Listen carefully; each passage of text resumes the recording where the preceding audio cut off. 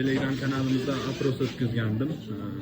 Mebellarni sifatli va sifatsizini qanday farqlash to'g'risida video tayyorlaymiz degandim. Shuni birinchi qismini xudo xolasa bir 10 minut atrofida video tayyorlayapman. Ssenariylarni yozib, tekstdan yozib tayyorlab qo'yganman. Shundan bir qisqa ma'lumotni aytib o'tib ketaman. LDSPni laminatsiyasini, sifatliligini qayerdan bilsa bo'ladi? Hop, mana e'tibor bersanglar, qirraga qirqilganda bu yerda hech qanaqa ko'chish, boshqa narsa bo'lmaydi. Mana bir xilda ketgan.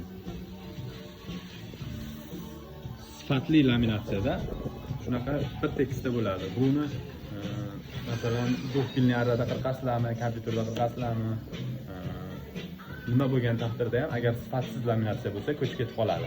Sifatli laminatsiya yaxshi kirlangan, shunaqa bir tekisda turadi, hech qanaqa ko'chgan, uchgan joylari bo'lmaydi.